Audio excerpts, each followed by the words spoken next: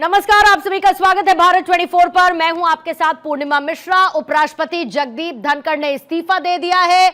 यह है उनका रेजिग्नेशन लेटर, जिसमें वो लिखते हैं कि मैं भारत के उपराष्ट्रपति पद से इस्तीफा देता हूं। और यह है इस वक्त की सबसे बड़ी खबर। जगदीप धनखड़ की तरफ से इस्तीफा दे दिया गया है, जिसमें स्वास्थ्य कारणों का हवाला देते हुए उन्होंने इस्तीफे की चिट्ठी राष्ट्रपति द्रौपदी मुर्मू को भेज दी है। और साथ ही एक्स पर भी जगदीप धनखड़ की तरफ से अपना रेजिग्नेशन लेटर, उनका त्याग पत्र दिया गया है, साझा किया गया है। जगदीप धनखड़ का कार्यकाल 2027 तक का था और मिड टर्म निजी वजहों से स्वास्थ्य कारणों का हवाला देते हुए जगदीप धनखड़ की तरफ से इस्तीफा दे दिया गया है। इफेक्टिव इमीडिएटली, तत्काल प्रभाव से उन्होंने ये इस्तीफा दे दिया है। और दूसरी तरफ संसद का मॉनसून सत्र चल रहा है। मॉनसून सत्र का आज पहला दिन था, जहां पर सदन हंगामेदार रहा। और इसके साथ ही 32 दिन तक चलने वाले इस पूरे मॉनसून सत्र के हंगामेदार रहने के आसार हैं, जिसमें सभापति की कुर्सी को संभालते हुए जगदीप धनखड़, जिन्होंने फिलहाल उपराष्ट्रपति पद से इस्तीफा दे दिया है। हर्ष दहिया हमारे साथ जुड़े हुए हैं, साथ ही बाकी मेहमानों का भी हम रुख करेंगे। हर्ष, जैसा कि आपने पहले भी कहा कि आप स्वास्थ्य कारणों के अलावा कोई और वजह इसमें देखते नहीं हैं, लेकिन क्या वाकई में इसका कोई और राजनीतिक संदेश या कोई और वजह आपकी समझ से? क्योंकि पिछले कुछ वक्त में जगदीप धनखड़ जी की तरफ से कुछ बयान दिए गए, जिसमें अंदर खाने दो वर्ग दिखते थे। एक वर्ग जो उनके बयानों को पसंद करता था, एक वर्ग वो भी था जो उनके बयानों को उतना पसंद नहीं कर रहा था। देखिए, जहां तक बयान की बात हुई पूर्णिमा जी, तो जगदीप धनखड़ ऐसे व्यक्तित्व वाले नहीं है जो बिल्कुल सेफ खेले। वो अपनी बात बेबाक तरीके से रखते थे। वो पूरा पूरा खुले तरीके से बोलते थे जो वो फील करते हैं, और जिन मुद्दों के बारे में वो स्ट्रांगली फील करते हैं वो पूरा का पूरा उसके बारे में सदन में और कोई किसी भी कार्यक्रम में जिसका वो हिस्सा बनते थे उसमें उस चीज की बात करते थे। तो मुझे नहीं लगता ये बयान बात की कोई रीजन रहा है कि उन्होंने कोई ऐसा बयान दिया हो, क्योंकि कोई भी ऐसा बयान नहीं दिया गया उनके तरफ से पूरे उनके कार्यकाल में जिससे सरकार को कोई आपको भी लगता है कि कोई कार्यशैली में टकराव जैसी स्थिति कहीं पर आपको महसूस नहीं हुई कि कोई हो संभावित? बहुत मुश्किल है, बहुत मुश्किल है पूर्णिमा जी। अगर कोई पिन पॉइंट भी करना चाहेगा, कोई विपक्ष का बंदा भी बैठता है, तो मुझे नहीं लगता वो भी कोई ऐसा सटीक इंसिडेंट बोल सकता है जिसमें सरकार की या फिर जगदीप धनखड़ जी की तनातनी रही हो किसी भी उसमें। और जहां तक हम पर्सनालिटी को एनालाइज करें, देखिए उनके पर्सनालिटी के काफी सारे एस्पेक्ट थे। वो एक क्या कहते हैं, प्रोफेशन से वकील थे, तो वकालत का कुछ ऐसा नहीं था कि कोई लीगल अफेयर से ऐसा कोई मैटर नहीं था जिससे उनकी सरकार की तनातनी रही हो। वो किसान परिवार से आते थे।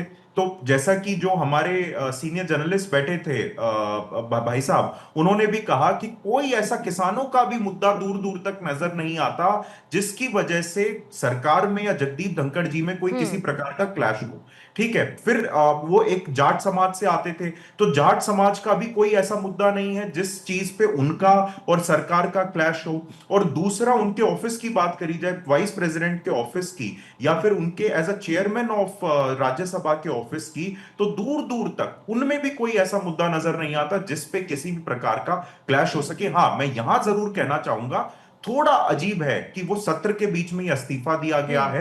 बट मेरे को जो चांसेस लगते हैं कि तबीयत इतनी ज्यादा बिगड़ गई होगी, एक एज फैक्टर है, और काफी जैसा मैंने नोटिस किया था उनके पब्लिक अपीयरेंस अपीयरेंस से। में, थोड़ा सा उनमें कमजोरी आई थी। वो दिख रहा था कि हेल्थ इशू कोई चल रहा है, और एकदम से हेल्थ इतनी ज्यादा बिगड़ी होगी, उन्हें लगा होगा कि उनके लिए कैरी फॉरवर्ड कर पाना आगे पॉसिबल नहीं। और इसमें मुमकिन उनकी है। दाद देना चाहूंगा, ऐसे समय पे जब ये वो कलयुग चल रहा है जब राजनेता अपनी कुर्सी नहीं छोड़ना चाहते, तो आप उनका कितना बड़ा दिल है, आप ये देखिए कि वो अपने पीक पे, करियर के पीक पे, जब वो सत्ता लोभ और ले सकते थे, वो जो एक कॉन्स्टिट्यूशनल पोस्ट है उसके 2 साल से ज्यादा उनके और बचे हुए थे, लेकिन ऐसे पीक पे अपने स्वास्थ्य कारण की वजह से वो ठीक है, छोड़ देना, तो आज हमें उनकी तारीफ करनी चाहिए और लगातार तारीफ करनी बिल्कुल। चाहिए। राकेश शुक्ला जी भी हैं, साथ ही अवधेश कुमार जी भी मेरे साथ है। राकेश शुक्ला जी, धनखड़ जी का इस्तीफा ऐसे वक्त में आया है, संसद का मॉनसून सत्र चल रहा है, स्वास्थ्य कारणों का हवाला दिया गया है।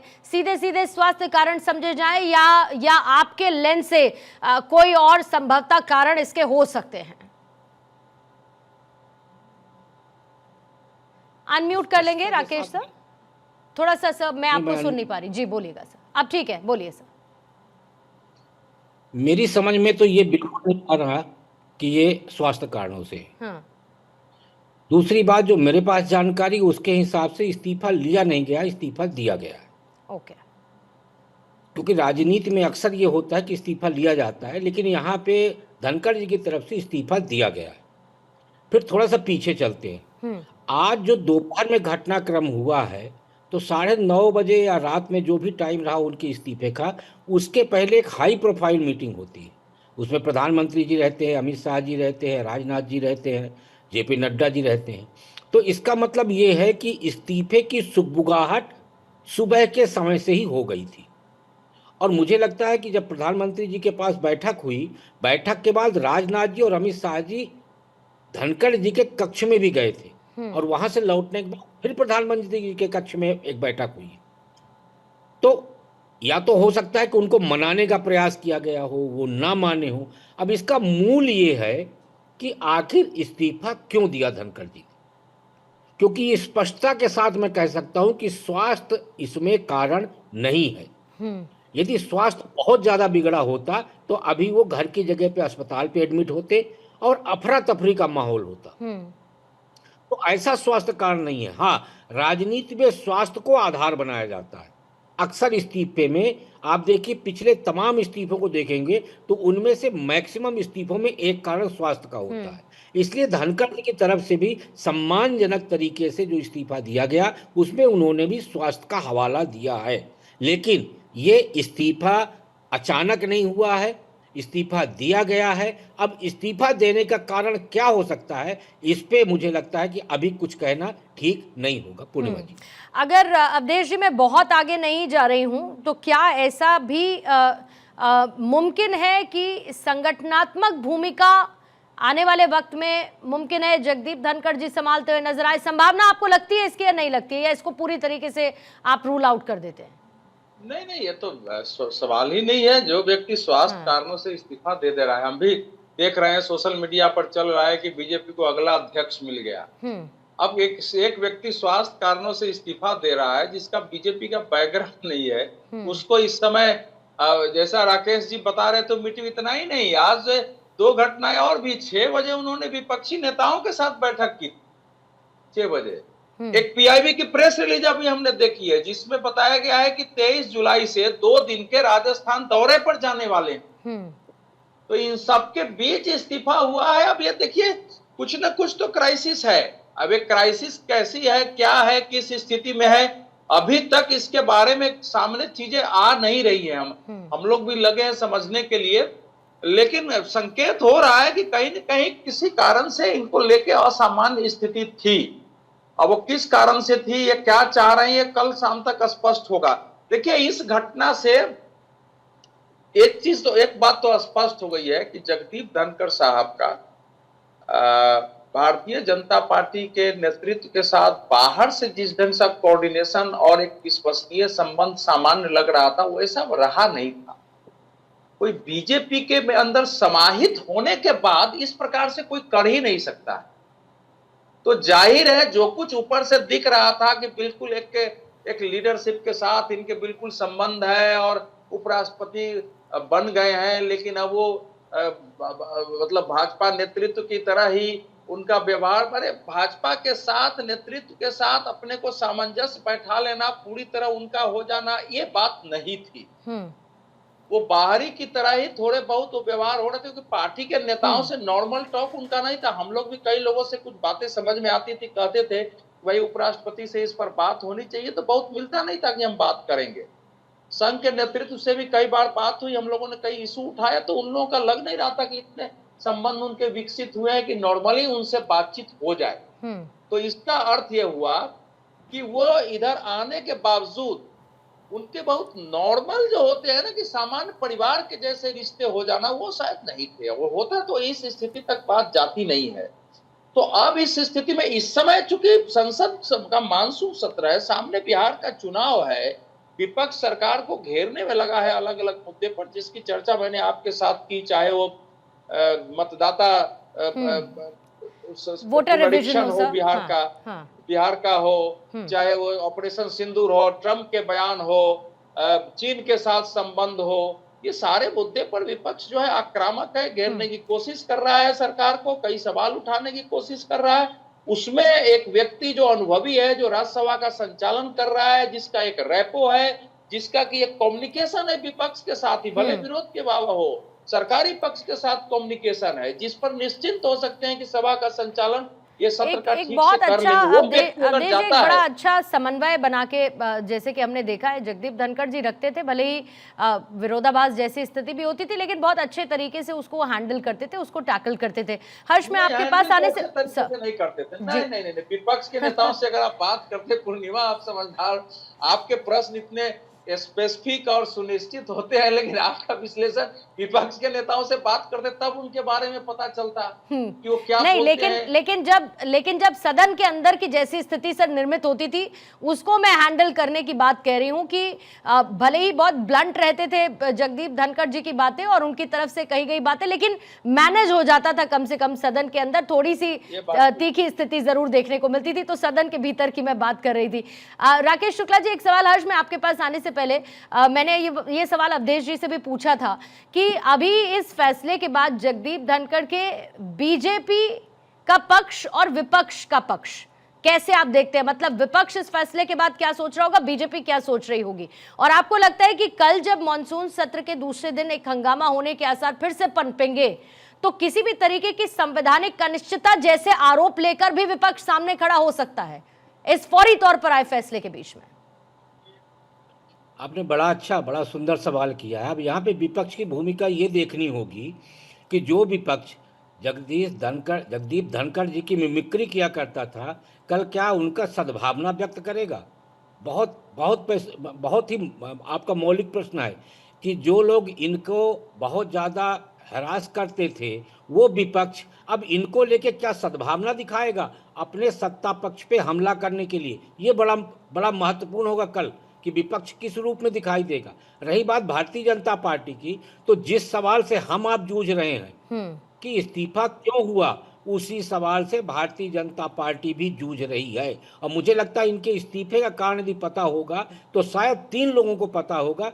जगदीप धनखड़ जी के अलावा वो हैं प्रधानमंत्री जी, गृह मंत्री जी और रक्षा मंत्री जी। चौथा मुझे नहीं लगता कि कोई है जिसको धनखड़ जी के इस्तीफे का कारण पता होगा। यानी देश में 4 लोग हैं जिनको इस्तीफे का कारण पता है, खुद धनखड़ जी और इसके अलावा 3 जिन लोगों का मैंने नाम लिया वो लोग। अब विपक्ष का जो वो है, अब कल यही तो देखना महत्वपूर्ण होगा कि विपक्ष धनखड़ जी के प्रति सद्भावना व्यक्त करता है या ये प्रसन्नता व्यक्त करता है कि उनका इस्तीफा हुआ, अच्छा हुआ।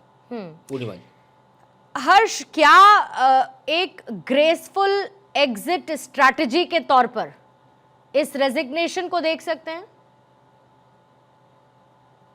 ग्रेसफुल तो हमेशा ही है, बहुत उनका जो कार्यकाल भी रहा, जो एग्जिट भी आप कहेंगे ग्रेसफुल ही है, बट मैं इसको एग्जिट नहीं मानता। ऐसा मुझे कोई और कारण नहीं लगता, क्योंकि मेरे जो दोनों बड़े भाई साहब हैं वो भी कोई ऐसा पिन पॉइंट नहीं कर पाए। मैं भी वो ढूंढ रहा था कि कोई ऐसा इंसिडेंट हो जिससे पता चले कि सरकार के बीच में और उनके बीच में कोई खराब समन्वय रहा हो, वो कहीं नहीं मेरे को नजर आता। और दूसरी बात, जैसे कि अवधेश जी बात कर रहे थे कि भाजपा के साथ या संघ के साथ उनके कैसे संबंध थे, तो देखिए वाइस प्रेसिडेंट या प्रेसिडेंट जो होते हैं देश के, ये कॉन्स्टिट्यूशनल पोस्ट है। वो देश को और सरकार को और पूरे क्या कहते हैं, पूरी कॉन्स्टिट्यूशनल जो पावर होती है देश की, उसको रिप्रेजेंट करते हैं। वो बीजेपी आरएसएस को रिप्रेजेंट नहीं करते। उनका काम नहीं है कि वो बीजेपी आरएसएस के साथ समन्वय बना के रखे। उनका काम है सरकार के जो पक्ष है उसको देश के सामने रखना। जब क्या कहते हैं प्रेसिडेंट का भी जो भाषण होता है क्या कहते हैं सदन में, तो उसमें वो सरकार का पक्ष बताते हैं कि सरकार ने क्या क्या काम किया है। क्योंकि अल्टीमेटली हेड ऑफ स्टेट हमारे देश में प्रेसिडेंट को ही कहा जाता है। Prime minister may be leading the government, but the head of state of the country is the president. और ये दोनों कॉन्स्टिट्यूशनल पोस्ट हैं, तो इसमें कोई उनके भाजपा के साथ कैसे संबंध रहे, संघ के साथ कैसे संबंध रहे, मेरी दृष्टि में वो बहुत ज्यादा इंपॉर्टेंट नहीं है, क्योंकि उनका वो काम ही नहीं था। और सरकार के साथ जाके पॉलिटिकल हम एस्पेक्ट की बात करें, संबंध मेरे को बहुत सही लगे। कहीं पे भी ऐसा नहीं लगा कि कोई भी ऐसा मनमुटाव दिखा हो, अभी तक तो कहीं नजर नहीं आता। कोई नई बात निकल के आती है तो वो मेरे लिए बहुत आश्चर्यजनक होगी, क्योंकि अभी तक कुछ ऐसा नहीं दिखता। और जैसे कि राकेश शुक्ला जी ने बहुत अच्छी बात कही विपक्ष के बारे में, तो बिल्कुल वो सही कह रहे हैं। विपक्ष तो आज चैन की सांस ले रहा होगा कि जो जिससे उनको सबसे ज्यादा परेशानी होती थी, क्योंकि देखिए किसान समाज से आते हैं और किसान समाज एक चीज के लिए जाना जाता है कि जबान बड़ी स्पष्ट होती है। देश के किसी भी कोने का किसान हो, जबान स्पष्ट होगी, चाहे थोड़ी कड़वी होगी लेकिन स्पष्ट बात करेंगे। और वही जगदीप धनखड़ जी का भी पूरा का पूरा एक तरीके से बिहेवियर था कि वो स्पष्ट बात करते थे। और खास तौर पर हर्ष जाट नेता, तो उनकी जाहिर है कि उनकी भाषा में वो बोल्डनेस बहुत क्लियर दिखती भी थी। और खास तौर से क्योंकि आपने विपक्ष का जिक्र किया, तो टीएमसी कांग्रेस निश्चित तौर पर कहीं ना कहीं एक चैन की सांस ले रहे होंगे। तो देखिए इस्तीफे की खबर, और जहां पर उपराष्ट्रपति का इस्तीफा आया है, स्वास्थ्य कारणों का हवाला देते हुए जगदीप धनखड़ की तरफ से इस्तीफा दे दिया गया है, और साथ ही उन्होंने फौरी तौर पर यह इस्तीफा दिया है। राष्ट्रपति द्रौपदी मुर्मू को उनकी तरफ से यह इस्तीफा भेज दिया गया है। राकेश शुक्ला जी, हर्ष दहिया भी हमारे साथ जुड़े हुए हैं। और राकेश शुक्ला जी, घूम फिर के सवाल वही कि आखिर अर्जेंसी क्या थी, अब इसके आगे क्या? कल से जब सत्र आगे संचालित होगा और बहुत सारे मुद्दे हैं अभी सरकार के सामने, आपको लगता है कि उनकी एब्सेंस चैलेंजिंग बन सकती है सरकार के लिए? पूर्णिमा जी, सबसे पहले तो मैं अदिति जी की जो रिपोर्ट थी, यदि उस रिपोर्ट के बिहाफ पे जाया जाए, श्योर सर, तो अपने यहाँ एक कहावत है ना, 100 सुनार की 1 लुहार की। तो क्या जगदीप धनखड़ जी ने जो अभी तक सुनार का चल रहा था ठक ठक ठक ठक, यानी सरकार के बीच में उनको लेके, तो उन्होंने अचानक एक इस्तीफा दे के 1 लुहार की वाली कहावत कर दी है क्या? क्योंकि जो माना जाए यदि, तो ये कहा जा सकता है क्या जगदीप धनखड़ जी का स्वाभिमान अचानक जाग गया क्या, कि जिसके चलते उन्होंने इस्तीफा दिया? क्योंकि विपक्ष के साथ तो उनकी लगातार टसल चल रही थी और लंबे समय से चल रही थी। हम सब लोग जानते हैं कि विपक्ष द्वारा उन्हें अपमानित करने का हर प्लेटफॉर्म इस्तेमाल किया गया, चाहे बाहर हो, सदन के बाहर हो, या सदन के अंदर। हम लोग जया बहादुरी जी का जो एक एपिसोड हुआ था उसको देखें तो हर जगह इनको अपमानित करने का प्रयास किया गया। उसके बाद भी धनखड़ जी टस से मस नहीं हुए। तो आखिर जो अभी अदिति जी की रिपोर्ट है, उससे एक प्रश्न जरूर खड़ा होता है कि आखिर सरकार के साथ उनकी ऐसी कौन सी बात में पेंच फंस गई कि मामला इस्तीफा तक पहुंच गया। और वो इस्तीफा देने के पीछे एक बड़ा कारण क्या, स्वाभिमान क्या हो गया है? क्योंकि आदमी का जब स्वाभिमान जागता है तभी वो इतना बड़ा कदम उठाता है। इसके अलावा और कोई ऐसा कारण समझ में नहीं आता कि जिसकी वजह से धनखड़ जी इस्तीफे के कदम उठाएं। जी पूर्णिमा, ठीक है, मैं आती हूँ आपके पास। हर्ष, आपके पास भी मैं आती हूँ। उससे पहले देखिए, उपराष्ट्रपति के इस्तीफे पर जयराम रमेश का ट्वीट आया है। उपराष्ट्रपति का इस्तीफा चौंकाने वाला, ये कह रहे हैं जयराम रमेश। शाम 7:30 बजे उनसे फोन पर बात की थी। धनखड़ जी को स्वास्थ्य को सर्वोच्च प्राथमिकता देनी होगी, ये कहा गया है जयराम रमेश की तरफ से। और साथ ही उन्होंने स्वास्थ्य का भी जिक्र किया, लेकिन साथ ही चौंकाने वाली बात भी कही है। जयराम रमेश की तरफ से ये ट्वीट किया गया है, जिसमें उन्होंने ये बताया कि शाम 7:30 बजे उनसे फोन पर बात की थी, और साथ ही किस तरीके से ये चौंकाने वाला है। साथ ही 5 बजे तक वो साथ में थे, फिर उसके बाद 7:30 बजे उनसे फ़ोन पर बात हुई है, और उनके हेल्थ को टॉप मोस्ट प्रायोरिटी उनको देनी पड़ेगी, इस बात का भी जिक्र किया गया है। लेकिन बहुत ही अनएक्सपेक्टेड उनकी तरफ से इस्तीफा था जो अभी उनके सामने आया है। और साथ ही उन्होंने ये भी कहा कि बराबर के स्तर पर सरकार और साथ ही विपक्ष को धनखड़ जी ने रखा है, इस बात का भी जिक्र उन्होंने किया है। और he had fixed a meeting of the business advisory committee tomorrow at 1 PM। कल 1 बजे बिजनेस एडवाइजरी कमेटी की उन्होंने मीटिंग भी फिक्स की थी, और जहां पर जुडिशरी को लेकर भी कुछ मेजर अनाउंसमेंट उनकी तरफ से किए जाने थे। बहरहाल इसके साथ जयराम रमेश ने यह भी लिखा है कि उनका स्वास्थ्य बेहतर रहे, इस बात की वो आशा करते हैं। और इसके साथ ही ये भी कहते हैं कि we also expect the prime minister to get mister Dhankhar to change his mind, यानी कि जो प्रधानमंत्री हैं वो बात करके धनखड़ जी से उनका मन बदलवा लें, और this will be in the Nations interest, ये राष्ट्र हित में होगा, ये भी कहा और साथ ही जो फार्मिंग कम्युनिटी है यानी कि जो किसान हैं वो भी अगर जगदीप धनखड़ जी कंटिन्यू करते हैं तो उनके लिए भी ये एक बहुत बड़ी राहत वाली बात होगी। इस बात का भी जिक्र जयराम रमेश की तरफ से किया गया। इसी ट्वीट को जरा मैं मेहमानों से भी समझने की कोशिश करूंगी, लेकिन जयराम रमेश का ये ट्वीट जिसमें इन तमाम बातों का उन्होंने जिक्र किया है, कल 1 बजे की मीटिंग जो कि बिजनेस एडवाइजरी कमेटी की थी और साथ ही 7:30 बजे उनसे शाम को फोन पर बात हुई, ये भी जयराम रमेश ने कहा है। पहले राकेश जी आपका टेक लूंगी मैं जयराम रमेश के इस ट्वीट पे, जो ये कहते हैं कि प्रधानमंत्री जी धनखड़ जी से बात करके उनका मन बदलवा लें और ये राष्ट्र हित में भी रहेगा और साथ ही किसानों के हित में भी। अगर आप डिकोड करना चाहें इस ट्वीट को जयराम रमेश के तो कैसे करेंगे सर? हम लोग अब भी बिल्कुल मतलब मुझे लगता है 2 या 3 मिनट पहले ही इस बात पर चर्चा कर रहे थे जी। कि आखिर इस इस्तीफे के बाद विपक्ष की भूमिका क्या होगी। वो धनखड़ जी के साथ खड़े होंगे या उनके इस्तीफे पर प्रसन्नता जाहिर करेंगे। देखिए, पॉलिटिक्स इसी को कहते हैं कि जो लोग कल तक धनखड़ जी को हटाने की बात कर रहे थे और कह रहे थे कि ऐसे व्यक्ति को राज्यसभा संचालन की जिम्मेदारी दे दी गई है जिनको नहीं होना चाहिए, उसी व्यक्ति के इस्तीफा स्वीकार ना हो और प्रधानमंत्री जी उनको बनाए, ये सलाह दे रहा है विपक्ष। और विपक्ष में सबसे बड़ी पार्टी कांग्रेस का नेता।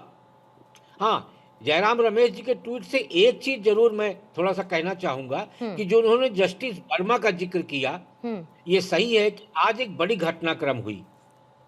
लोकसभा में भारतीय जनता पार्टी के 140 सांसदों ने महाभियोग लाने का एक पत्र ओम बिरला जी को सौंपा जी। और करीब 100 सांसदों ने जस्टिस वर्मा खिलाफ महाभियोग लाने का पत्र जगदीप धनखड़ जी को सौंपा।